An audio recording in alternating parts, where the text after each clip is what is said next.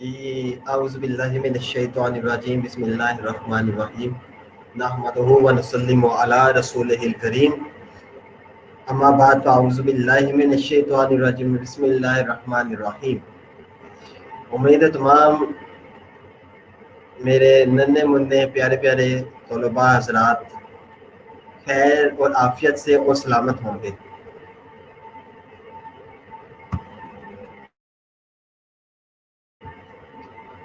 اتنے گرم موسم میں بھی پرجوش لیکچرز لیے جا رہے ہیں اور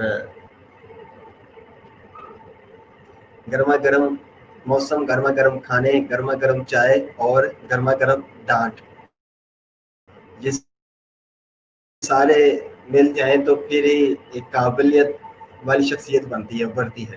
ایسا ہی ہے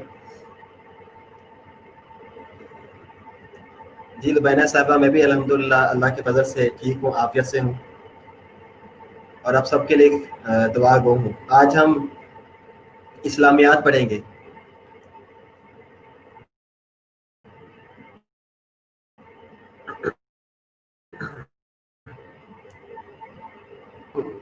جو میرے طلباء ہیں وہ باوضو بیٹھے ہوں گے۔ میں نے لیکچر کوشش کیا کرے کہ بلکہ سارے لیکچر کوشش کیا کرے جب آپ علم حاصل کرنے کے لیے بیٹھے تو باوضو ہو کے بیٹھا کریں۔ تو اگر کسی نے وضو نہیں بنایا تو 2-4 منٹ میں جب تک لیکچر شروع ہوتا ہے باقی بچے بھی آ جاتے ہیں، آپ وضو کر رہے ہیں اور کوشش کیا کرے باوضو ہو کے بیٹھا کریں۔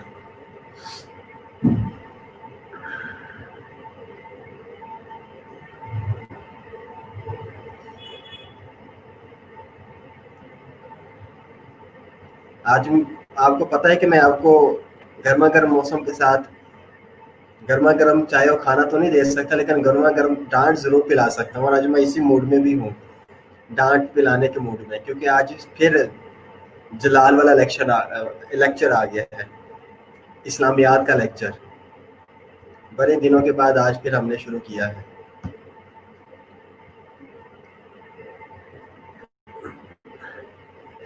تو گرما گرم وضو کر کے آ جائے۔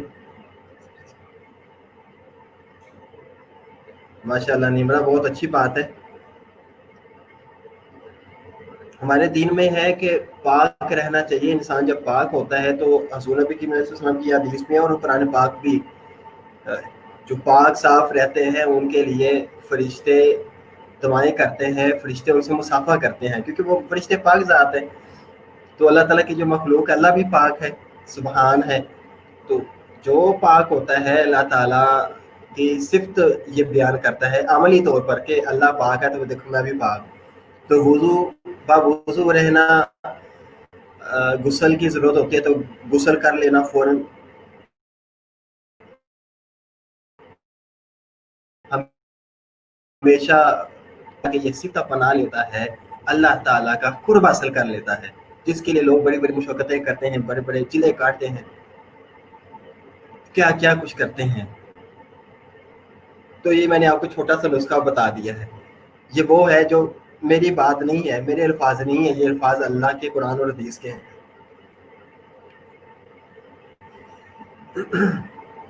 چلے ٹھنڈا وضو کر لیں، آج ہی حاضر ہو جائیں جلدی سے، 2:09 ہو گئے۔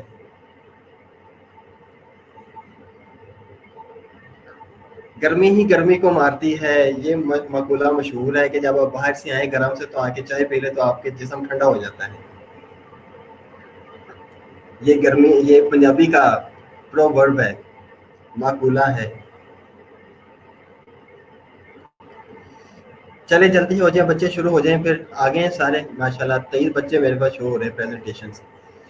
شروع کرتے ہیں آج کا لیکچر اللہ کے نام سے، اللہ سے دعا کرتے ہوئے کہ جو بھی ہم پڑھیں وہ ہمارے ذہنوں میں، دل میں نقش ہو جائے، بیٹھ جائے، ہم سمجھ جائیں اور پھر ہم سنور جائیں، اس کو ہم اپنا لیں جو بھی پڑھا ہو، اور جب ہم پیپر میں سوال آئے تو ہمیں یہ ازبر سارا کا سارا یاد ہو اور ہم جلدی جلدی یہ لکھ کر جان چھڑا کر کمرہ امتحان سے باہر آ جائیں۔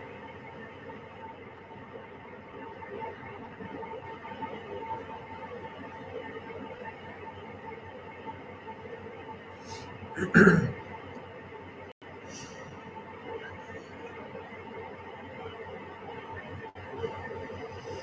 عدیل آمین ہے. عدیل بھی ہماری کلاس میں کوئی ہے؟ عدیل نام کی شخصیت ہے ہماری کلاس میں کوئی؟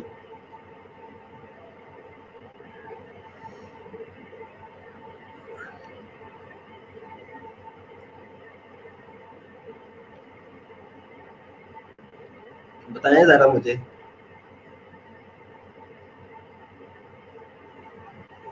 خیر چلتے ہیں، بڑھتے ہیں سبق کی طرف. یہ ہم نے پہلے یہ سلائڈس کچھ کی ہیں، تھوڑی سی اس ٹاپک پہ ہم نے سلائڈس کی تھی. حدیث تعارف اور اہمیت. حدیث کا تعارف کیا ہے، حدیث بیسیکلی ہے کیا چیز، اور اس کی اہمیت کتنی ہے، اس بارے میں ہم نے کچھ باتیں پڑھی ہیں. یہ عدیل مجھے یاد آ گیا. علی حمزہ بھی آ گیا ماشاء اللہ 2:11 پر. شکریہ علی حمزہ.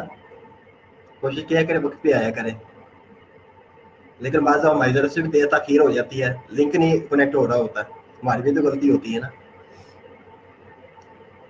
اچھا جی، مجھے بتائیں ذرا، عدیل ہی بتائیں آج کہ ہم نے تعارف حدیث میں کیا کیا پڑھا. یہ تو آپ کو یاد نہیں ہوگا، پکی اچھی بات، مطلب پکی بات ہے، اصولی بات ہے، نہیں ہوتا یاد، نہیں رہتا بعض دفعہ باتیں. پھر آپ نے ابھی مڈ ٹرم دیا تو اب تو بالکل ذہن جو ہے نا وہ اس طرف ہی سارا کچھ اس نے پچھلا صفایا کر دیا. اب آپ کا ذہن نیوٹرل ہو گئے آپ کے امتحان دینے کے بعد. جبکہ میری خواہش ہوتی ہے کہ امتحان دینے کے بعد زیادہ بندے کے پاس اپنے آپ کو سمجھے کہ میں علم پر فوقیت آ گئی، قابلیت آ گئی ہے، مجھے فوقیت نہیں سوری قابلیت آ گئی ہے پہلے سے زیادہ. تو حدیث کے بارے میں مجھے آپ سے سوال بتائیں تعارف کے حوالے سے. حدیث کی کتنی اقسام ہیں؟ جلدی جلدی بتائیں. اور مہر و نساء آپ بھی بتائیں کہ حدیث کی ایک چوتھی قسم بھی ہے، وہ کون سی ہے؟ چلو میں نے یہ تو عدیل آپ کا سوال آسانی کر دیا کہ حدیث کی 3 اقسام ہیں عموماً. ایک چوتھی قسم حدیث کی. عدیل مجھے آپ بتائیں. ہیرا ظفر آپ نے بالکل غلط کہا ہے، میں نے ویسے بھی عدیل سے پوچھا ہے. مجھے حدیث کی 3 اقسام ہیں، ان کے نام بتا دیں. عدیل 3 حدیث کے جو اقسام میں نے آپ کو بتائی ہیں ان کے نام بتائیں حدیث کی جو اقسام ہے. اور مہر النساء آپ مجھے بتائیں کہ حدیث کی چوتھی قسم ہے، اس کا نام کیا ہے؟ عدیل آپ مجھے بتائیں گے؟ اقصا نظیر آپ سے پوچھا میں نے، جب آپ سے پوچھوں گا آپ مجھے آنسر کیجیے گا. میں عدیل سے پوچھ رہا ہوں.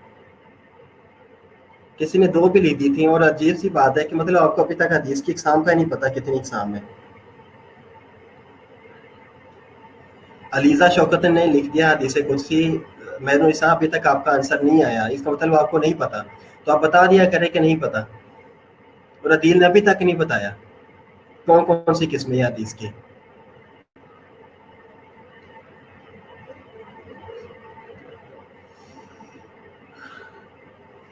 ہیرا ظفر میری بات سنیں، میں نے آپ کو بتایا تھا کہ حدیث کی تقسیم کی جاتی ہے 2 طرح سے. ایک حدیث کا ایک حصہ ہوتا ہے، ایک حدیث کا دوسرا حصہ ہوتا ہے. ایک حصہ متن ہوتا ہے اور ایک حصہ ہوتا ہے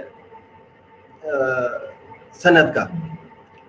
جو لکھا ہوتا ہے انما الاعمال بالنیات، یہ حدیث کا متن ہے. اس سے پہلے جتنی بھی مطلب فلاں راوی نے فلاں سے روایت کیا، فلاں نے فلاں سے روایت کیا، یہ ایک سند چلتی آ رہی ہے. آپ کی کتاب میں یہ شامل نہیں ہے، صرف حدیث ہی متن ہی شامل ہے. لیکن حدیث یہ جو متن اتنا سا آتا ہے، اس سے پیچھے ایک بہت لمبی چین ہوتی ہے 4 5 6 6 7 7 لائنوں کی، کہ فلاں نے فلاں سے روایت کیا، فلاں نے فلاں سے روایت کیا، اس نے اپنے شیخ سے، اس نے اپنے شیخ کے شیخ سے روایت کیا. یہ پوری چین 5 6 لائنوں کی ہوتی ہے. اس کے بعد پھر یہ متن شروع ہوتا ہے کہ قال رسول اللہ صلی اللہ علیہ وسلم، کہ رسول اللہ صلی اللہ علیہ وسلم نے یہ فرمایا. آگے یہ متن آتا ہے، اس سے پہلے ساری سند آتی ہے. یہ حدیث کی تقسیم کی جاتی ہے 2 حصوں میں. بنیادی طور پر حدیث کی جو اقسام ہے، جو قائمز ہے، وہ 3 ہے: قولی، فعلی اور تقریری. بالکل صحیح عدیل، آپ کا بھی آنسر آ گیا ہے.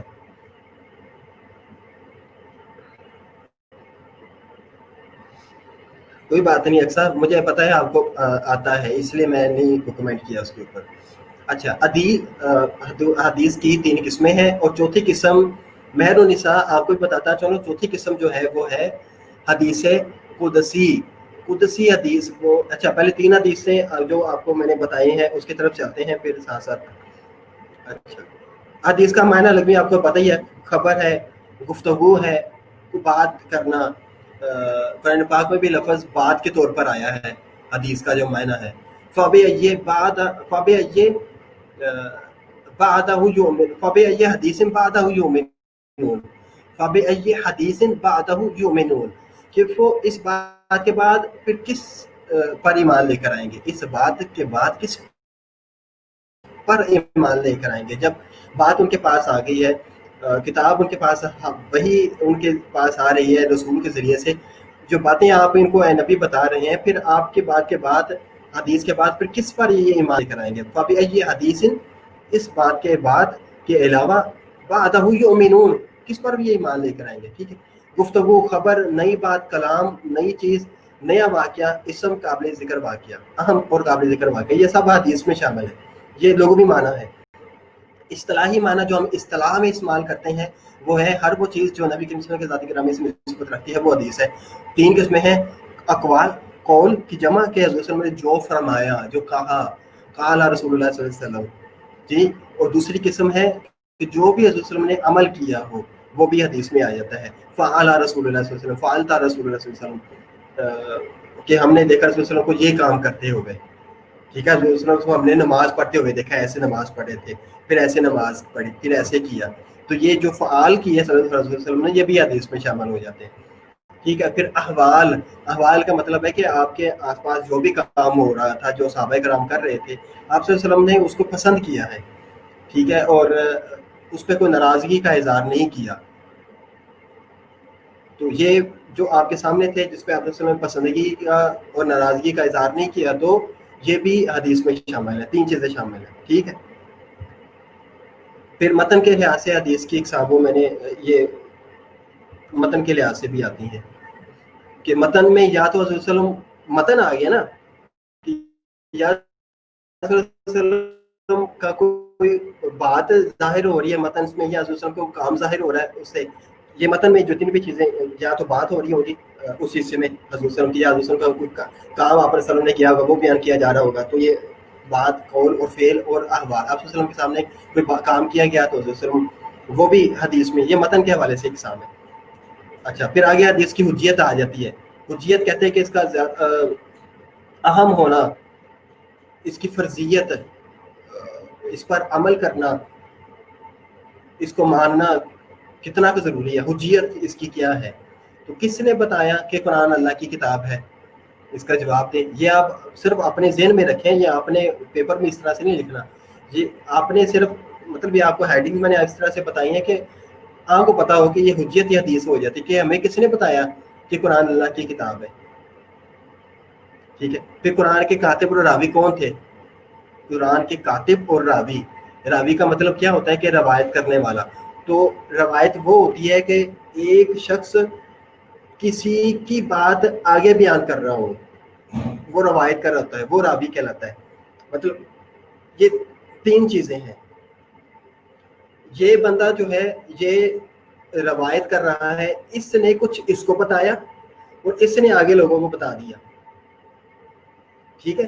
اس شخص نے پیچھے سے کوئی بات سنی یا اس کو علم ہوا اس بارے میں, یہاں تک پہنچی, جب اس کے ذریعے اس نے کسی ذریعے سے اس تک بات پہنچا دی, پھر اس نے آگے پہنچا دی, یہ راوی بن گیا, اس نے آگے بات روایت کی. تو قرآن کے جو راوی تھے ادھر سے سن کر آگے پہنچانے والے جو راوی تھے وہ حضور صلی اللہ علیہ وسلم کی ذات تھی. تو حدیث کی حجت اس پہ بھی آ جاتی ہے کہ حضور صلی اللہ علیہ وسلم, حدیث تو وہی ہے کہ جو حضور صلی اللہ علیہ وسلم نے بات کی ہو یا کام کیا ہو. ٹھیک ہے. تو حدیث کی حجت یہ ہے کہ حضور صلی اللہ علیہ وسلم نے جو بھی بات کی, جو بھی کام کیا, وہ حضور صلی اللہ علیہ وسلم نے وہ ایک ہمارے لیے حجت رکھتا ہے, اس پر عمل کرنا ضروری ہے, وہ اہم ہے ہمارے لیے. تو قرآن کے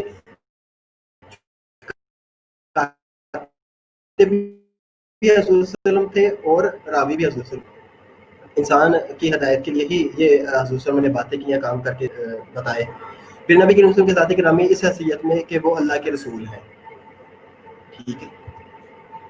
اچھا, یہ پھر آپ کو آیات میں نے آپ کو بتائی تھی 1 2 3 4 5. اس کے بعد ایک اور آگے بھی آیت ہے، ٹھیک ہے 6۔ مجھے یہ بتائیں آپ کو ان 6 میں سے کتنی آیات آتی ہیں تمام بچے؟ میں نے آپ کو کہا تھا زبانی یاد کرنی ہے، لکھ کے بتائیں، 1 آتی ہے، 2 آتی ہیں، 3 آتی ہے، جو میں پیچھے نہیں کروں گا سلائڈ۔ حجیت حدیث کے بارے میں آپ کو کتنی آیات آتی ہے؟ پہلے اپنے ذہن میں دہرائیں، یاد کریں وہ کتنی آیات آپ کو آتی ہے، پھر اس کے فگرز مجھے لکھتے ہیں، 2 آتی ہیں، 3 آتی ہیں، 0 آتی ہے، 10 آتی ہیں، 20 آتی ہیں، 50 آتی ہیں، 50 تک بھی ہیں، اس سے اوپر بھی ہم لکھ سکتے ہیں۔ مناہل بھی آ گیا، چلیں جی مناہل بتائیں مجھے کتنی آیات آتی ہیں اس کی اب حجیت حدیث کے بارے میں، اگر سوال آ جاتا ہے پیپر میں تو ہم لکھ سکتے ہیں۔ ہیرا ظفر زندہ باد 4 آیات، تو بہنا کو 2، سچ سچ بتاتے جائیں، جو بھی آتی 0 آتی ہے، میں نے کیا کر لیا، اتنی دور بیٹھا تو میں کچھ بھی نہیں کہہ سکتا، موڈ میں تھا میں آج گرما گرم، وہ بھی کروں گا آپ کو تھوڑا سا سیدھا، ابھی مجھے یہ تو جواب مجھے بتاتے جائیں۔ رابعہ ضیاء کو 3، نمرہ کو بھی 3، بہت تھوڑی یاد آتی ہے، آپ سب کو بہت بہت تھوڑی آتی ہے۔ یہ تو چند ایک آیات میں نے یہاں پہ لکھی، اس کے علاوہ بھی آپ کو آتی ہے، مجھے پتہ ہے اس سے زیادہ بھی آپ کو آتی ہیں یاد، لیکن زبانی نہیں آتی تو چھوٹے چھوٹے یاد ہیں، مطلب آپ یاد کر لیں۔ شانزہ کو بھی آتی ہیں بھی 4 آیات، ماشاء اللہ، شانزہ زندہ باد۔ حفظہ نورین کے زندہ باد زندہ باد زندہ باد 3 دفعہ آپ کے لیے حفظہ، خوش ہوا میں آپ کو 8 آیات حجیت حدیث کے بارے میں آتی ہے، مجھے ذرا کلیئر کیجیے گا کہ آپ کو 8 آیات آتی ہیں وہ حجیت حدیث کے بارے میں آتی ہے کہ ویسے ٹوٹل 8 آیات آتی ہیں زبانی؟ افضان نورین مجھے بتائیے گا، تصویر مجھے آپ بھی بتائیں، آپ کو اتنی یاد آتی ہیں؟ اب صاحب مجھے کلیئر کیجیے گا کہ آپ کو ٹوٹلی 8 آتی ہیں کہ حجیت حدیث میں اہمیت حدیث میں لکھنے کے لیے اس حوالے سے 8 آیات آتی ہیں یاد زبانی؟ جلدی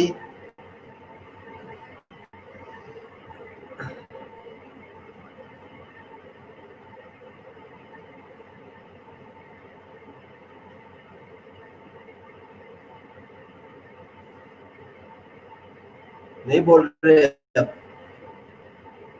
اب صاحب، مجھے آپ کا جواب مل گیا ہے، مجھے پتہ ہے آپ کو ٹوٹلی 8 آتی ہیں، مجھے لگتا ہے ایسی ہے۔ اچھا جی چلتے ہیں، یہ چھٹی آج جو میں نے لکھی ہے، چلو اچھی بات ہے، آپ صاحب بڑی اچھی بات ہے، اس لیے میں نے آپ کو 3 دفعہ زندہ باد کہہ دیا۔ آپ سلامت رہیں، خوش رہیں، تابندہ رہیں اور روشن رہیں، آمین ثم آمین۔ سیکھیں افضل نورین سے، کچھ سیکھیں آپ حضرات بھی، ٹھیک ہے؟ میرے لیکچر کو ایسے معمولی نہ لے لیا کریں، اس کو بعد میں دہرایا کریں اور یاد کیا کریں، جو آپ کو کہا ہے وہ یاد کیا کریں۔ چلو میں تھوڑا سا گرم ہوں تو اسی کرنے میں تھوڑی سی گرمی آپ کے اوپر پھینکتا ہوں۔ بتائیں مجھے کتنے بچے اس وقت 28 میرے پاس شو ہو رہے ہیں، کتنوں نے سورہ فرقان کی آخری آیات عباد الرحمان والی جو آپ کے سلیبس کا حصہ ہے، اور سورہ حجرات کی آیات، کتنے بچوں کو زبانی یاد ہے اور وہ نماز میں پڑھتے ہیں؟ یس اور نو میں جواب دیجیے گا، سارے 28 29 کے ٹوٹل بچے 28 جتنے بھی ہیں، یس اور نو میں سارے کے سارے مجھے ابھی آنسر کریں۔ صحیح ہے، آپ کے سلیبس کا حصہ نہیں ہے، لیکن وہ آپ کو یاد کرنا بہت ضروری ہے آپ کے لیے۔ میں آپ کو بتاؤں، آپ صرف ان آیات کو ہی یاد کر لیں، اس ایک ایک آیت کو لے کر کبھی تصور کیا کریں، رات کو بیٹھے ہوئے عبادت میں تصور کیا کریں ایک ایک آیت کو لے کر۔ میں آپ کو بتا دوں، آپ مبلغ اسلام بن سکتے ہیں، اپنی اصلاح کر سکتے ہیں، ان لوگوں کو کسی جگہ پہ بیٹھ کے، آپ خواتین جتنی بھی لڑکیاں ہیں محلوں میں بھی، یہ باجیاں بلا لیتی ہیں نا کہ فلاں باجی آ رہی ہے اور ادھر جانا ہے، اس پارا بھی یاسین بھی پڑھنی ہونے کے لیے، پھر دعا بھی کروانی اور پھر پڑھنا بھی، آپ وہاں پہ بیٹھ کے ان کو کوئی ایک آیت لے کر اس کے اوپر آپ ان کو سبق دے سکتی ہیں، بیان کر سکتی ہیں۔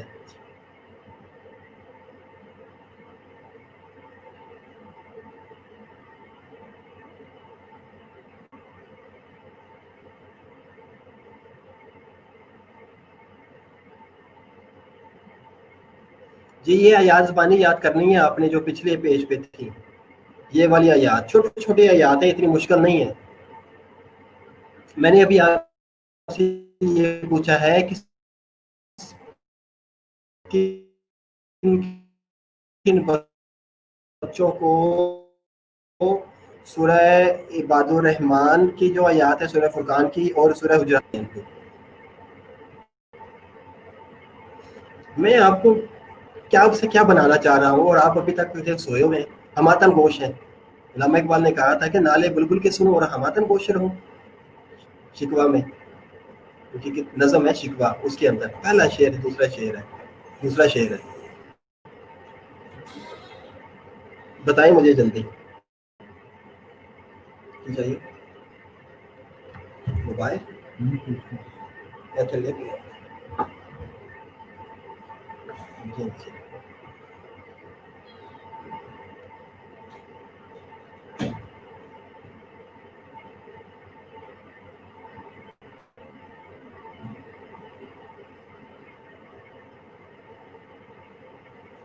बच्चे कुछ रिस्पॉन्स करें, इतनी देर हो गई है।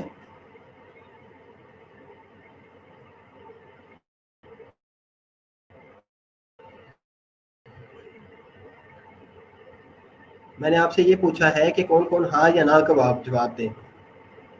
आपको याद करने से तो आपको फिर भूल जानी है, रात को याद करेंगे, सुबह उठ के भूल जाएंगे।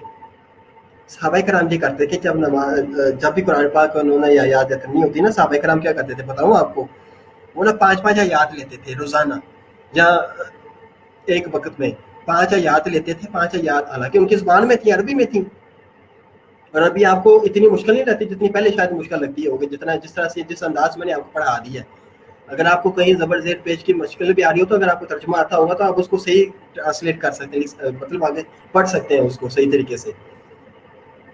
5-5 आयात सहाबा कराम लेते थे हज़रत सल्लल्लाहु अलैहि वसल्लम के दौर में। 5-5 आयात कुरान पाक की उनको याद करते थे। फिर जब याद करते थे फिर उसको दोहराते थे नमाजों के अंदर, एक दूसरे के सामने भी, और फिर नमाज नफल अदा करते थे, उसके अंदर वो 5 आयात को दोहराते थे। एक रकात में 5 आयात पढ़ी, सजदा कर लिया, फिर दूसरी रकात में फिर वही 5 दोबारा दोहरा दी, या कोई और आयात अगर और याद किए तो वो भी याद करते, उसमें दोहराते। अब साहब मैंने ये पूछा है, आपने कितनी आयात दोनों की आयात याद की है, नमाज में पढ़ते हैं कि नहीं। आपने बच्चों ने मुझसे प्रॉमिस किया था, बच्चों आपने मुझे कहा था कि वाइवा वाले दिन आप याद करें, जिस दिन आपका मिड का पेपर था, कि हम अगले जो 2 घंटे हैं जो अब वाइवा में हमने स्पेंड करने थे, वो हम इस काम के ऊपर लगाएंगे कि 2 घंटे में हम ये आयात याद कर लेंगे। कहा था कि नहीं कहा था आपने, और मुझे आपने मुतमईन किया था। देखो बच्चों, मुझे मुनाफकत बिल्कुल ही अच्छी नहीं लगती, बिल्कुल भी अच्छी नहीं लगती। आपको जो काम कहा जाता है नहीं करना, तो आप मुझे कह देंगे सर हमसे ये नहीं होना। एक तरफ प्रॉमिस करते हैं, दूसरी तरफ आप बच्चे जो है वो शायद हंस रहे होंगे ऊपर से कि भाई हमने सर से ये कह दिया, हम तो ये करेंगे, मुझ पे हंसते होंगे। ऐसे ही है ना। आपने कहा था हम आज याद भी करेंगे, उनको नमाज के अंदर पढ़ेंगे, कहा था कि नहीं कहा था। तो बच्चे क्यों नहीं आप किए, क्यों नहीं किया भाई, मुझे ये बताएं।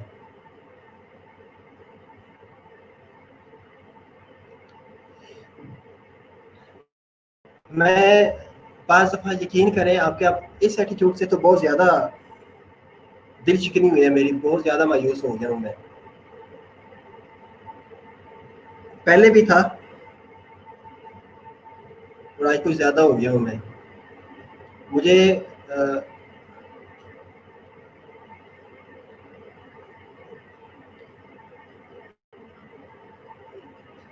क्या मैं कहूँ अब आपको।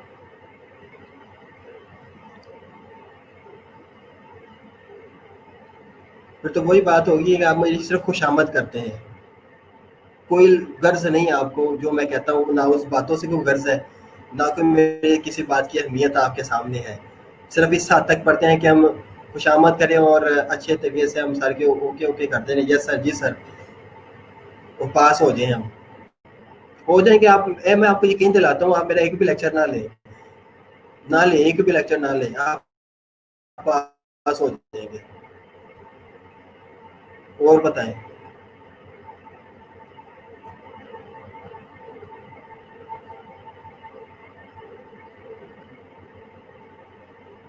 नहीं करना आप लोगों ने, میری کسی بات کا احساس نہیں کرنا. چلیں پڑھتے ہیں ہم آگے سے. میں آئندہ کوشش کروں گا کوئی کام نہیں کروں گا آپ کو. کوئی مطلب اسائنمنٹ بھی اگر مینجمنٹ کی طرف سے مجھے ہوا تو میں آپ کو کہہ دوں گا کوئی نہ کوئی اسائنمنٹ کا. تو میری کوشش ہے کہ ہوگی آپ کہ میں آپ کو اسائنمنٹ اب کوئی بھی نہ کروں. اپنے جو میرا فرض ہے میں آپ کو اچھے طریقے سے جس حد تک میں کر سکتا ہوں اپنی پوری کوشش سے پوری جدوجہد سے ایک ایک ٹاپک آپ کو آپ تک پہنچا دوں. یاد کروانا تو ذمہ داری نہیں ہے آپ لوگوں کی بھی نہیں ہے ذمہ داری اس کو یاد کرنا. تو میں کوشش کرتا ہوں آپ تک پہنچا دوں ایک ایک ٹاپک جو ہے جیسے تیسے بھی کر کے. ٹھیک ہے اب آگے آپ کی مرضی ہے.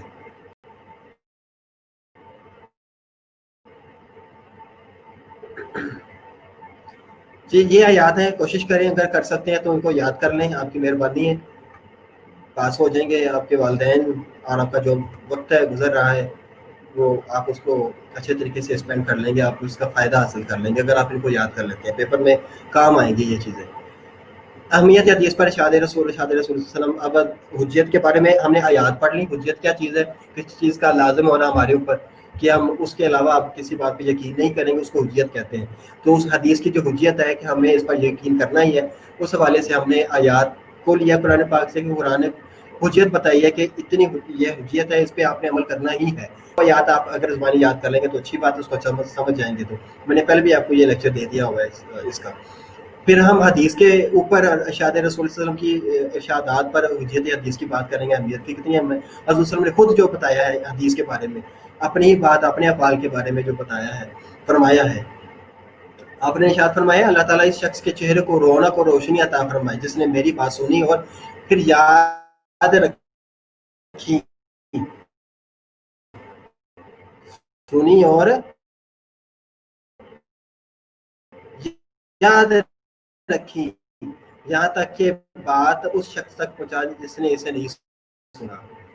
ٹھیک ہے تو آگے پھر تم پر لازم ہے کہ میری اور میرے عطائی یافتہ خلفاء کی سنت پر قائم رہو. لازم ہے تم پر رسول صلی اللہ علیہ وسلم نے فرمایا کہ میری اور میرے خلفاء کی سنت پر میری حدیث پر اور خلفاء کی سنت پر حدیث پر قائم رہو اور اس پر جم جاؤ. یہ تم پر لازم ہے. حجیت حدیث کے لیے دوسری دلیل ہے وسلم کی ارشادات میں سے ساتھ محبت کی وہ جنت میں میرے ساتھ ہوگا. حجیت حدیث اس حد تک بھی ضروری ہے کہ اگر ہم جنت میں حضور صلی اللہ علیہ وسلم کے ساتھ چاہیں کو زندہ کرنا. زندہ کرنے کا مطلب اس کو عملی جامہ پہنانا ہے. اسی طرح سے آگے چلتے ہیں. جی حدیث حفاظت حدیث وزیلیہ حفظ. حضور صلی اللہ علیہ وسلم کے دور میں حفاظت حدیث حضور صلی اللہ علیہ وسلم کے دور میں دو طرح سے ہوتی تھی. لوگ نام اس کو از پر فوری حافظہ میں محفوظ کر لیتے زبانی یاد کر لیتے اس بات کو. حضرت انس رضی اللہ عنہ فرماتے ہیں کہ ہم آپس میں حدیث کا مذاکرہ کیا کرتے تھے کہ ایک حدیث کو لے کر ایک دوسرے سے اس پہ بات کیا کرتے تھے حضور صلی اللہ علیہ وسلم کی پھر یاد کرتے تھے. اس طرح ہم یاد کر لیتے کہ حضور صلی اللہ علیہ وسلم نے اس طرح سے فرمایا. حضور صلی اللہ علیہ وسلم کے یہ الفاظ تھے ایز اٹ از. پھر دوسرا کہتا تھا نہیں اس میں تھوڑی سی آپ نے چینج کی ہے تبدیلی کی ہے اس طرح سے الفاظ تھے. پھر تیسرا بولتا تھا کہ نہیں میں نے بھی جب حضور صلی اللہ علیہ وسلم میں بھی اس وقت موجود تھا وہاں پہ حضور صلی اللہ علیہ وسلم نے تھوڑا سا آپ کے اندر یہ ہے حضور صلی اللہ علیہ وسلم نے ایسے یہ الفاظ کو اس لفظ کو ایسے حضور صلی اللہ علیہ وسلم نے بیان کیا تھا. جب مذاکرہ آپس میں ہوتا تو حدیث کے ایگزیکٹ جو ورڈز تھے وہ بن جاتے. حضور صلی اللہ علیہ وسلم کے جو الفاظ ایز اٹ از تھے مذاکرہ کر کے وہ اس حدیث کو یاد کر لیتے تھے. ٹھیک ہے ایک منٹ بچوں صرف. جی السلام علیکم طاہر بھائی. میں الحمدللہ شکر اللہ کا ٹھیک ٹھاک. طاہر صاحب کیسے آپ خیریت سے؟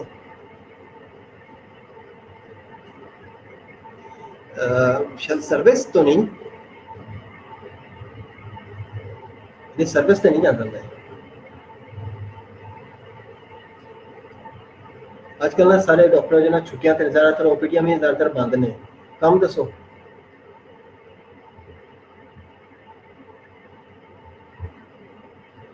چلو میں بھی چیک لاواں گا. میں لا لاں گا اتنے کوئی نہ کوئی ڈاکٹر کوئی نہ کوئی بندہ مل جائے گا انشاءاللہ. کی ہویا کہ انہوں نے اچھا اچھا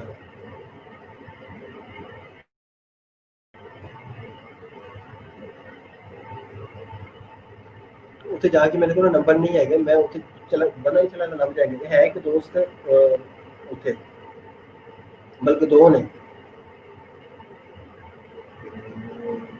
ایک منٹ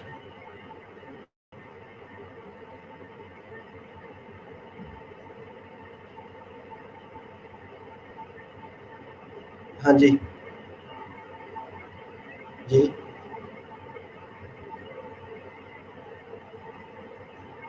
ہاں جی 80 80 239 239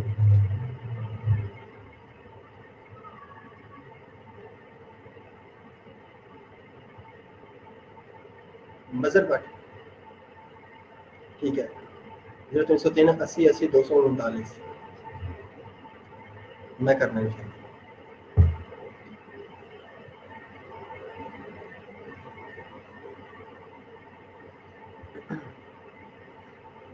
جی بچے ایک بڑا ضروری فون آ گیا تھا ہاں جی میں آپ کے ساتھ ہوں ہم پڑھے تھے حدیث کو یاد کرتے تھے اس وسلم کے طور پر اس کو عملی جامہ بھی پہناتے تھے پھر اس پر عمل بھی کرتے تھے ہمیں حدیث سے یاد ہوتی ہیں جیسے ہمارے دلوں پر نقش ہو گئے ایسے یاد ہوتی تھی صحابہ کرام کو بڑی حدیث سے حفاظت ہے وزیر تعامل کا مطلب ہے کہ عمل کرنا اس پہ عمل کرنا تو صحابہ رضی اللہ عنہ صرف حدیث یاد ہی نہیں کرتے تھے بلکہ اس پر عمل بھی کرتے تھے ہر صحابی حدیث کا جیتا جاگتا نمونہ تھا جیتا جاگتا دیکھتے تھے لوگ عمل کرتے ہوئے جیسے حضرت صلی اللہ علیہ وسلم نے کیا ویسے ہی کرتے تھے اس کی مثال میں آپ کو بلکہ کیا مثالیں دینی ہیں آپ نے کون سا اس کو یاد کر لینی ہے ساری باتیں جو آپ کے ٹاپک سے ریلیٹڈ ہے بس وہی چیز پہ فوکس کرتا ہوں میں جی میری طرف سے مت حضور صلی اللہ علیہ وسلم کے دور سالت میں حضور صلی اللہ علیہ وسلم نے فرمایا کہ میری طرف سے مت لکھو شروع میں جو شخص مجھ سے قرآن کے علاوہ لکھے جو کچھ لکھے وہ مٹا دے ہاں میری طرف سے روایت کرو اس میں کوئی حرج نہیں حضور صلی اللہ علیہ وسلم نے شروع میں حدیث کو کتابت پر حدیث لکھنے پر منع کیا گیا تھا حضرت عبداللہ بن عمر بن العاص رضی اللہ تعالیٰ عنہ یہ نیچے لکھا ہوا ہے عبداللہ بن عمر لکھا ہوا ہے نا اس کے عمر کے بعد واو آتی ہے پھر بن العاص عمر کے بعد اگر واو آ جائے تو پھر وہ عمر بن جاتا ہے عبداللہ بن عمر بن العاص کچھ لوگ عمرو پڑھتے ہیں عمرو نہیں ہے عمر بن جاتا ہے حضرت عبداللہ بن عمر بن العاص رضی اللہ عنہ حضور صلی اللہ علیہ وسلم کے پاس موجود ہوتے تھے حضور صلی اللہ علیہ وسلم جو بھی بات کرتے ہوتے جو بھی بات کہہ رہے ہوتے تھے حضرت عبداللہ بن عمر بن العاص رضی اللہ عنہ جو تھے وہ لکھتے جاتے تھے تو بعض صحابہ کرام نے ان کو سائڈ پہ کبھی مطلب ہوئے تو ان کو کہا کہ تم حضور صلی اللہ علیہ وسلم کی ہر بات لکھتے تھے کبھی وہ غصے میں ہوتے ہیں کبھی وہ کسی مطلب سچویشن میں ہوتے ہیں کبھی کسی کو آپ تم ان کی ہر بات لکھ لیتے ہو تو اس طرح سے پھر حضرت عبداللہ بن عمر بن العاص رضی اللہ عنہ نے ان کو بند کر دیا لکھنا حضور صلی اللہ علیہ وسلم سے تو حضور صلی اللہ علیہ وسلم کو جب یہ پتہ چلا تو بعد میں جو آپ صلی اللہ علیہ وسلم نے ان کو بلا کر فرمایا عبداللہ بن عمر کو کہ سنو لکھو جو میں بولتا ہوں تم لکھتے جاؤ تمہیں اجازت ہے اس ذات کی قسم جس کی قبضہ میں میری جان ہے اس میری زبان سے حق کے علاوہ کچھ اور باتیں نہیں نکلتی چاہے میں کسی لہجے میں بھی ہوں ٹھیک ہے جس سچویشن میں بھی ہوں میں جن حالات میں بھی بات کروں غصے میں بھی ہوں میں بہت نرم بات بھی میں کر رہا ہوں تو میری زبان سے حق کے علاوہ کوئی اور بات نہیں تم لکھ لیا کرو پہلے حضور صلی اللہ علیہ وسلم نے منع کیا تھا کہ میرے مجھ سے مت لکھو سوائے کے قرآن کے علاوہ جب میں کہوں کہ یہ قرآن کی طرف سے اللہ تعالیٰ کی طرف سے وہی ہے یہ قرآن کا حصہ ہے وہ لکھ لیا کرو اور کوئی بات نہیں طرف سے نہ لکھو جیسے انہوں نے پہلے منع فرمایا تھا منع کرنے کا مقصد جو پرپس تھا دوسروں کا وہ یہ تھا کہ قرآن کی آیات ورسز آف قرآن اور حدیث جو ہے جو میری باتیں ہیں وہ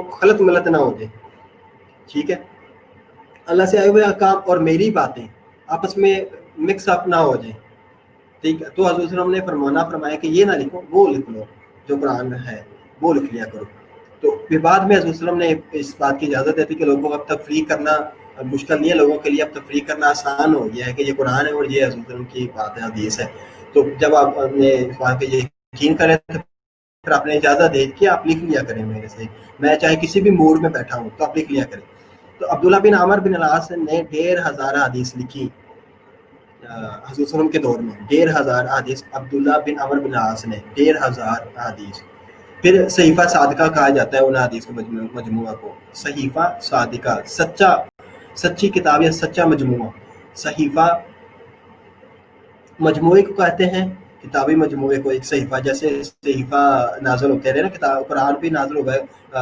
تورات بھی نازل ہوئی انجیل بھی نازل ہوئی زبور بھی نازل ہوئی اس کے علاوہ صحیفہ صحائف بھی نازل ہو گئے مختلف یہاں پر مجموعہ کچھ احکامات کا مجموعہ کچھ آپ کہہ لیں، ٹھیک ہے، کتابی مجموعہ، صحیفہ اس کو کہتے ہیں، صادقہ سچا. تو صحیفہ صادقہ جو حضور وسلم سے حضرت عبداللہ بن عمر بن العاص نے حضور وسلم کی قربت میں بیٹھ کر حضور وسلم کی باتیں جو لکھی، جو احکامات لکھے، ان کو اس مجموعے کو صحیفہ صادقہ کہا جاتا ہے. حضور وسلم کے دور میں لکھا گیا تھا، حضور وسلم کی موجودگی میں. ٹھیک ہے. پھر حضرت ابو ہریرہ رضی اللہ عنہ کے پاس حدیث کا مجموعہ تھا، ایک مجموعہ حضرت ابو ہریرہ رضی اللہ عنہ کے پاس بھی تھا. پھر آپ وسلم کے انتقال کے بعد 50 سال تک روایت بیان فرماتے رہے حضرت ابو ہریرہ اس مجموعہ سے جو حضرت ابو ہریرہ نے حضور وسلم کے پاس سے لکھا تھا. حضور وسلم کے دنیا سے پردہ فرمانے کے 50 سال بعد تک حضرت ابو ہریرہ اسی مجموعے سے لوگوں کو تعلیم دیتے رہے، سکھاتے رہے دین. حضور وسلم نے اس بارے میں یہ بیان فرمایا ہے. پھر گروانہ رحم، یہ تو وہ باتیں ہیں کہ جو حضرت وسلم کے پاس بیٹھ کر صحابہ کرام نے محبت میں لکھی، حضرت وسلم کی شاگردگی میں آ کر لکھیں. ٹھیک ہے. میں بھی جب بات مطلب اکثر لوگ جو کلاس دیتے ہیں، کچھ لوگ لکھ لیا کرتے ہیں، ساتھ ساتھ ہر بات لکھتے ہیں، اور کچھ ایسے بس منہ ہی دیکھتے رہتے ہیں، تکتے رہتے ہیں. ٹھیک ہے. جیسے آپ اکثر میرا منہ تکتے رہتے ہیں، دیکھتے ہیں صرف، اور جو کہتا ہوں اس پہ عمل نہیں کرتے، تو نہ کوئی لکھتے ہیں. کچھ بچے چند ایک دو ہو گئے جو مطلب بڑی باتیں جو وہ جہاں سے کچھ ضروری وہ لکھ لیتے ہیں.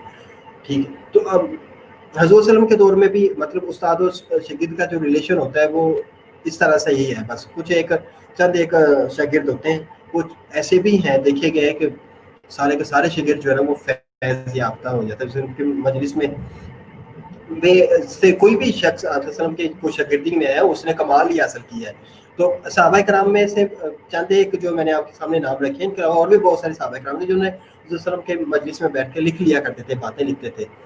ٹھیک ہے.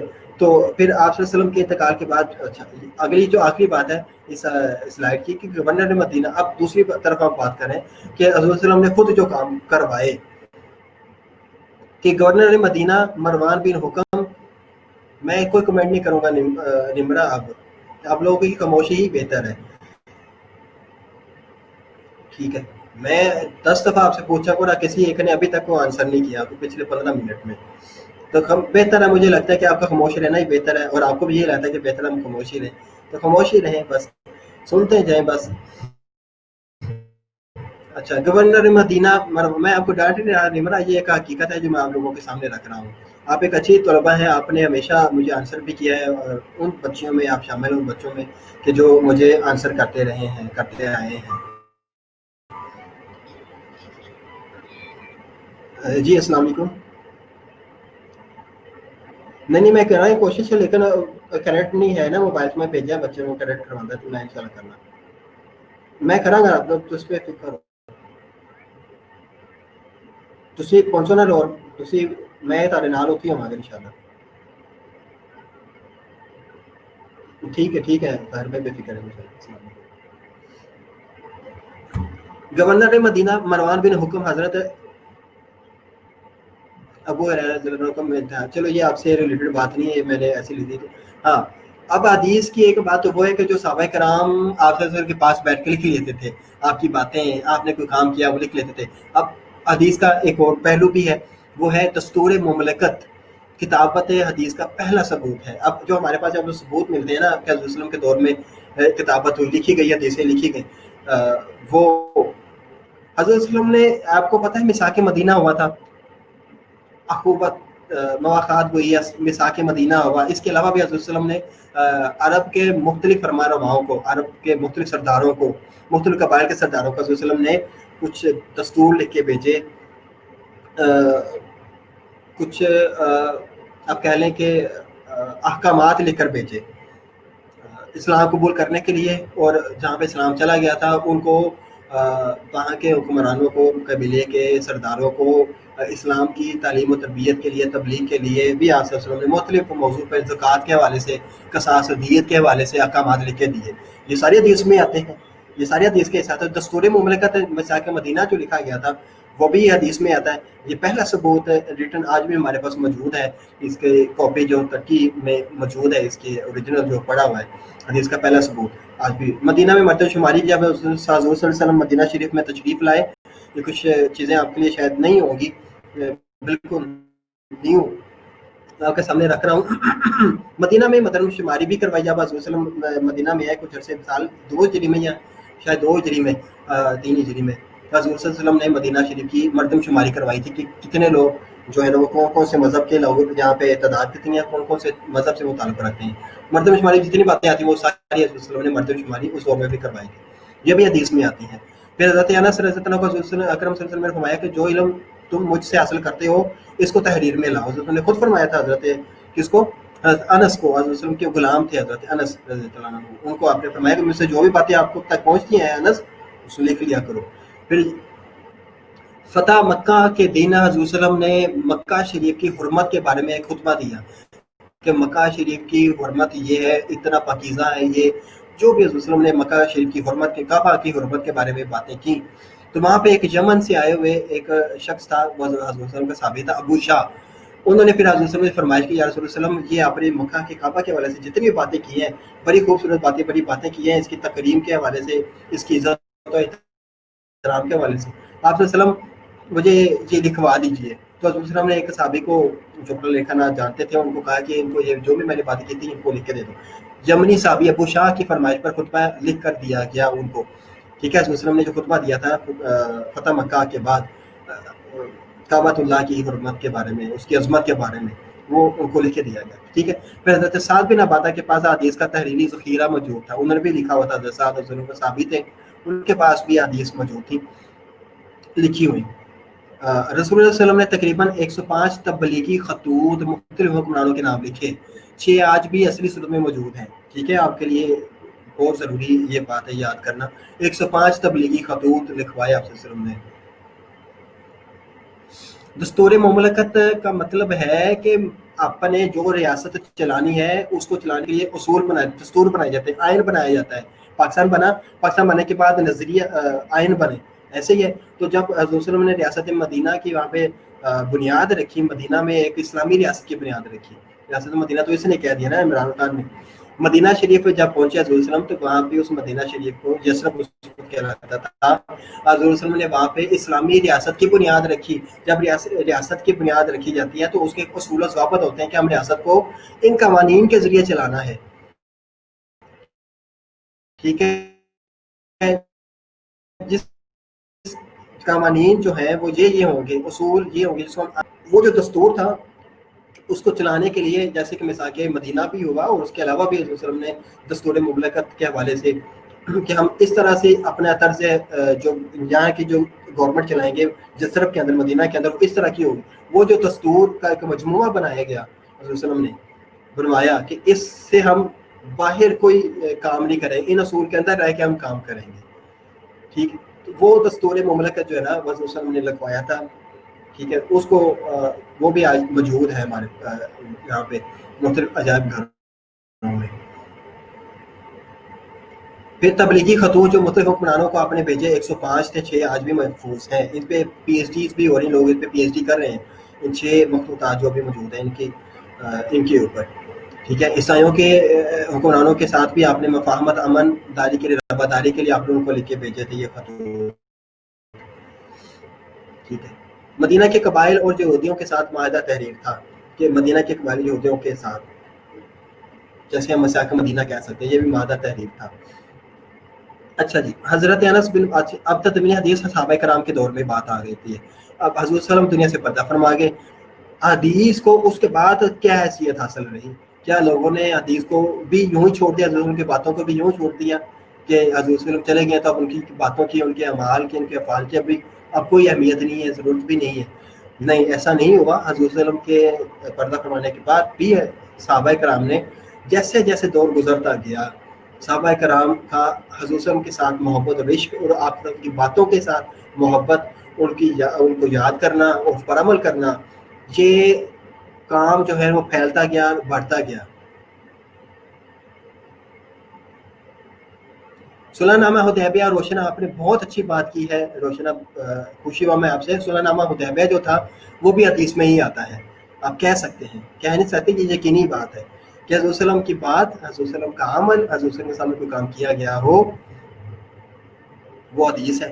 تو صلح نامہ حدیبیہ جو تھا وہ بھی حضور صلی اللہ علیہ وسلم کی موجودگی میں ہی لکھوایا گیا تھا نا. حضور صلی اللہ علیہ وسلم نے فرمایا تھا کہ یہ لکھو, حضرت کے دور میں جو بھی باتیں اس میں رسول وسلم نے لکھوائی جو کی وہ بھی حدیث میں ہی آتی ہیں. ٹھیک ہے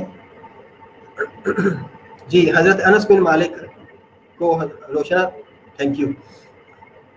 حضرت انس بن مالک کو حضرت ابو بکر صدیق رضی اللہ عنہ نے زکوٰۃ کے احکام لکھ کر دیے. حضرت ابو بکر صدیق نے یہ ابو بکر صدیق رضی اللہ عنہ پہلے خلیفہ بنے تھے حضرت وسلم کے دنیا سے پردہ فرمانے کے بعد. انہوں نے حدیث پر کیا کام کیا؟ انہوں نے زکوٰۃ کے احکامات حضرت ابو بکر صدیق نے جب خلافت سنبھالی نا تو انہوں نے جو 2-3 کام بہت عام کیے, بہت اہم جو آج بھی ان کا اثر موجود ہے. ایک کام انہوں نے یہ کیا کہ حضرت وسلم جب دنیا سے پردہ فرما گئے تو بہت سارے جگہ سے سردار جو تھے وہ اٹھ کھڑے ہوئے کہ اب ہم بھی نبی ہیں. جھوٹے مطلب یعنی انہوں نے نبوت کا دعویٰ کر دیا کہ ہم پر بھی وہی نازل ہوتی ہے, جبریل ہماری طرف بھی آتا ہے, ان کی طرف آتا ہے تو ہماری طرف بھی آتا ہے.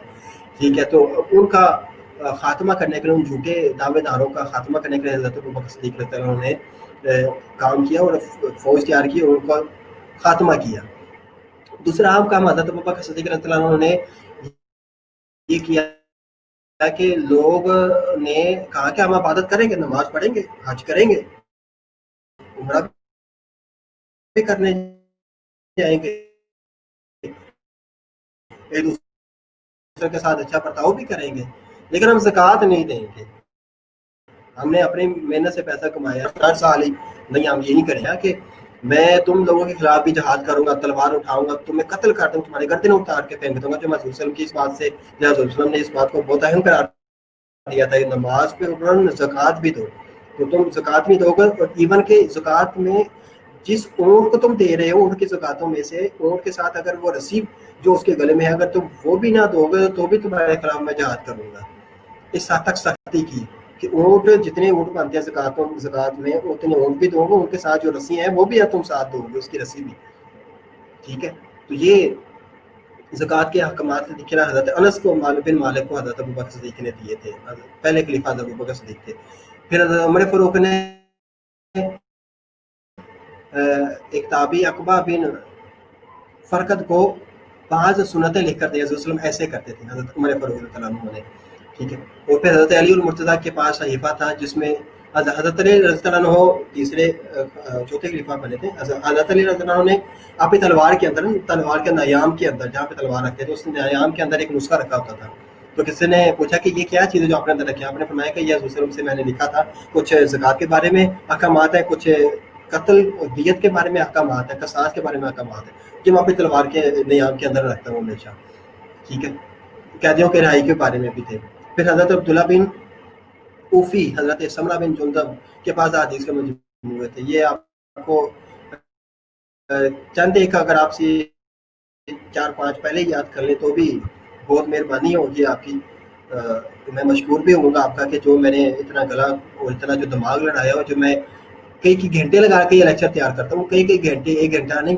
آج بھی صبح کا میں جب سے اٹھا ہوں تب سے لے کر اب تک آپ کا 55 1:02 بجے میں آپ کا لیکچر شروع ہونا تھا, 1:56 تک میں آپ کا یہی کام کرتا رہا ہوں, لیکچرز وغیرہ بناتا رہا ہوں. ابھی سلائڈ تو آگے اس کے آگے بہت زیادہ میں نے وہ کمپلیٹ کی ہے, لیکن آپ کا اتنی مطلب مایوس آپ کا رسپانس, آپ کی طرف سے اس طرح کا مطلب ایٹیچیوڈ جو مجھے امید نہیں تھی کہ اس طرح سے مطلب کم از کم 2-4 بچے ہی 4 بچے 50 میں سے 10 نہیں 4-5 بچے کہہ دیتے, لیکن مجھے پتہ چل گیا 0 پرفارمنس اس حوالے سے کہ آپ ایکسٹرا کریکولر کام نہ پسند کرتے ہیں اور نہ ہی اس پہ آپ کبھی عمل کریں گے میری کسی بات پہ بھی. تو میں نے ایسے یہ سوچ لیا ہے, یہ عہد کر لی ہے اپنے آپ سے بھی, تو کوشش یہی کروں گا کہ بس جو آپ کا سلیبس ہے بس اس کو کمپلیٹ کروں, آپ تک وہ بات پہنچا دوں, ایکسٹرا کام آپ کو نہیں کروں گا انشاءاللہ.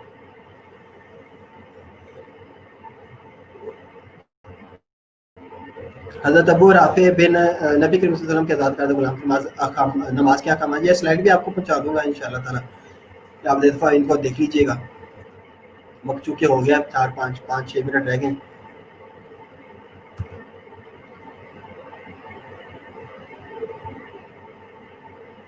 اچھا, یہاں تک تو میں نے بات کیا صحابہ کرام کے دور میں. اس کے بعد پھر دور تابعی کا دور بھی آتا ہے. ताबीन का दौर भी आता है इसके बाद, और तबा ताबीन का दौर भी आता है, जिसमें उन्होंने अपने अपने अंदाज में हदीस के मजमूए इकट्ठे किए और हदीस के ऊपर काम किया। तबा ताबीन ने भी किया। तो इसमें मैंने वो इसमें शामिल नहीं किए।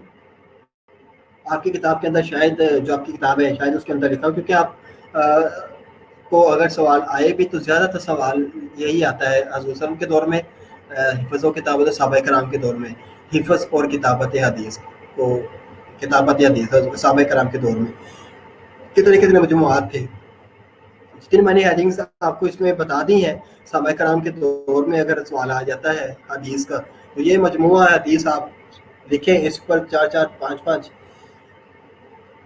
एक्सप्लेनेटरी तशरीही लाइनें अगर आप लिख दें तो आपके लिए ये भी कुछ 2 सफ़े से ज़्यादा बन जाएगा। ये भी है कुछ, ठीक है। सहाबा कराम के दौर में, ये हज़रत सल्लल्लाहु अलैहि वसल्लम के दौर में भी ऐसी हदीस की रही है, जो काम हुआ हिफ़्ज़ और किताबत के हवाले से। कुछ आपकी किताबों में भी लिखे, उसमें भी देख लीजिएगा। अब बात करेंगे सहाह सित्ता की अगले लेक्चर में इंशाल्लाह। सिहाह सित्ता, सिहा कहा जाता है, सही की जमा अरबी में सिहा कहा जाता है। सित्ता कहते हैं 6 को।